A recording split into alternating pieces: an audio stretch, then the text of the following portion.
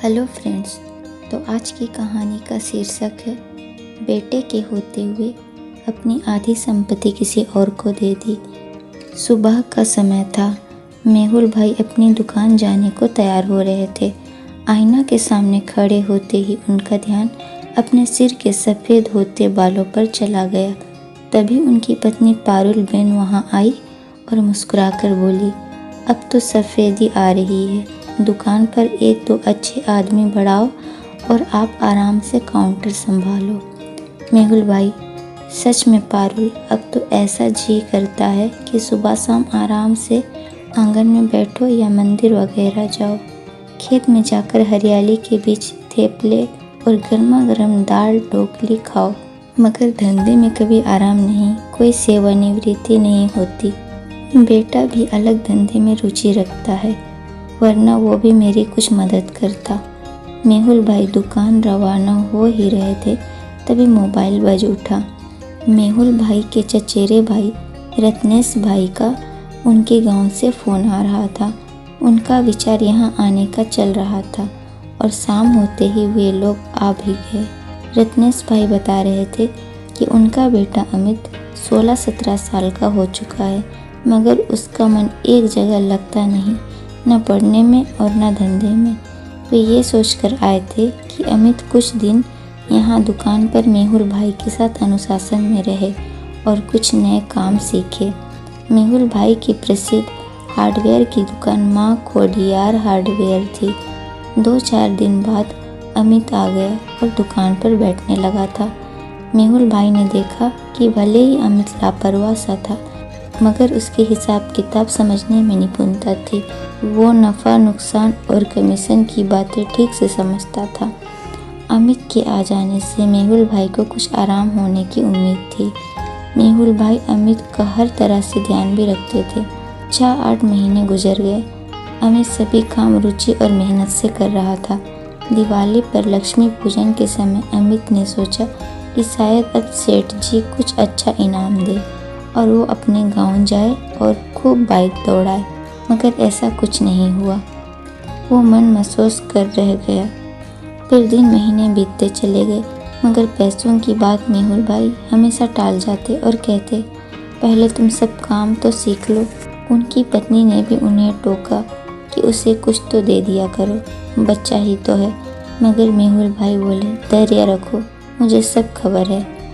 अमित ने अपने पिताजी रत्नेश भाई को भी अपने दिल की बात बताई, मगर उन्होंने भी धैर्य रखने को कहा और उससे फिर समझाया कि तुम काम की हर एक बारीकी समझो और भविष्य में दुकान खुद के दम पर चला सकने की योग्यता हासिल करो। वे आगे बोले, तो चाहे तो मेहुल भाई से पूछकर कुछ वस्तुओं की ट्रेडिंग शुरू कर दे, मगर जो फ़ायदा हो मेहुल भाई को बताकर कुछ प्रतिशत ले लेना। अमित फिर उत्साह से काम में भिड़ गया। दुकान भी बढ़िया चल रही थी और कुछ ट्रेडिंग भी। समय बीतता रहा, फिर साल गुजर गया। एक दिन मेहुल भाई ने ध्यान दिया कि अमित अब उदास सा रहने लगा था। उन्होंने काफ़ी सोचा और फिर अमित से बोले, गांव चलना है क्या? अमित का तो चेहरा खिल गया। मेहुल भाई बोले, पारुल भी चलेगी अपने साथ, हम खेत में जाएंगे, खाएंगे पिएंगे। और वे अगले दिन रवाना हो गए अमित के गांव के लिए।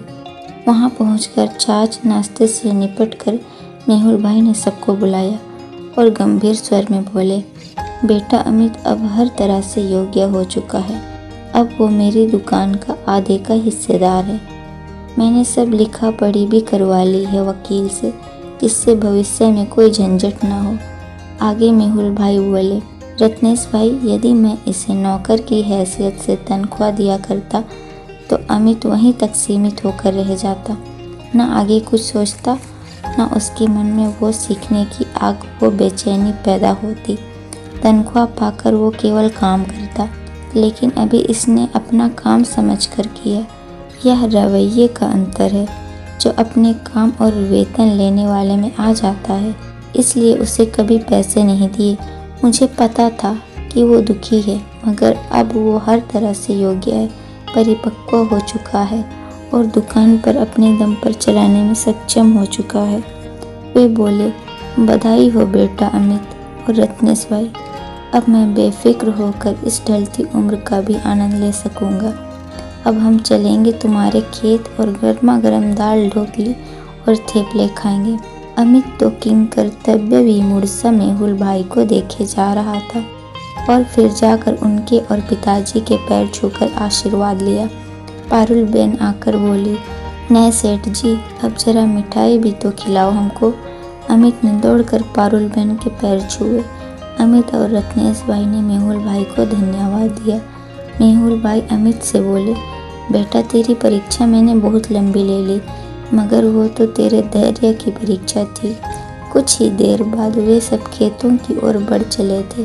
पश्चिम में सूर्यास्त होने जा रहा था और दूर क्षितिज पर उम्मीदों की लालिमा फैल रही थी।